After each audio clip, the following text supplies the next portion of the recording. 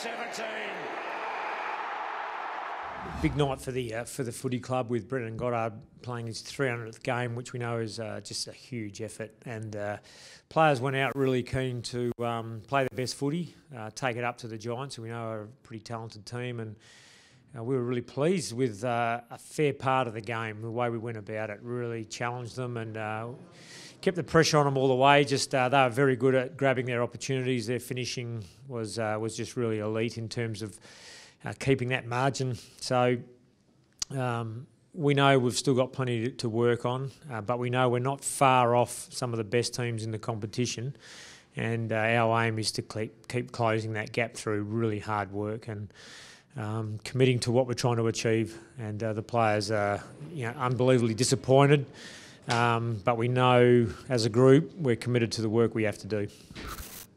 From a forward point of view tonight, reasonably happy. Thought the effort and intent right up until the last minute was there.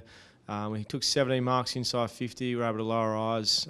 We kicked a lot of our score from that. Our tackles inside 50 probably hasn't been great the last few weeks, but our efficiency going forward was there again. We had 26 shots from 44 entries, which is 58%, which is extremely high. So overall, really happy. I thought the two tools in Hooker and Danaher competed really well. They took 15 marks between them. It was pleasing to see Hooksy get back to his good form from a down week last week.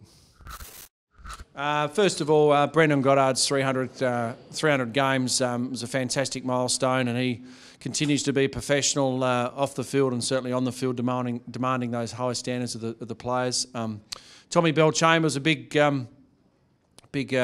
challenge for us lads around the clearances and the stoppages this week, given GWS a 1 or 2 in clearances and stoppages, and I thought Tommy Bell really set the scene early for us. We couldn't maximise that in the first 5 minutes. We're just off, and I thought the GWS midfielders got on top early, but I thought the boys found a way to get back on top around the clearances. I think we had 10 shots to 9 in the end. They just kicked straighter, but overall I thought the boys competed really well at the centre bounce and around the ground with the extra numbers that the GWS were throwing at the stoppages. So just that outside leg speed, we continue to look for players that can play that role and play it with speed and use the ball well. But the search goes on, but it's still a long season, and we're still finding that continuity and chemistry. Well, fascinating night for defence. We found ourselves defending a guy like Cameron pretty well. I thought Hurley did a really good job on him throughout the course of the night. We put McGrath at green late. I thought he actually sort of nullified him a little bit. Bagley was on him early. We didn't have a heavy workload as in inside 50s. They only took 9 marks inside our D50, but it's more about how we can cut that chain off before the ball gets in our back half. And a lot of that, our defenders probably let the Giants forwards get those hit-ups in the mid-arc region, which then makes easier passages towards the forward 50. So that'll be the main focus out of this game. I mean, we were right in the game in that last quarter, kicked the first couple of goals, and Connor McKenna keeps improving as an example. Hartley still needs to work on some issues in his game, but he's only 22 games in defence, so that'll come. We've brought Gleeson into the side. I thought he took some good intercept marks.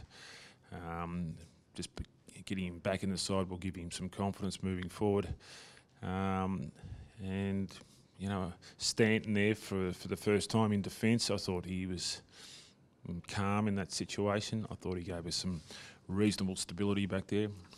But as we were playing this second top team, and I thought more often than not we were right in the game for the majority. So it's just a matter of stopping that ball before it gets in there, or putting more pressure on before it gets inside our back 50.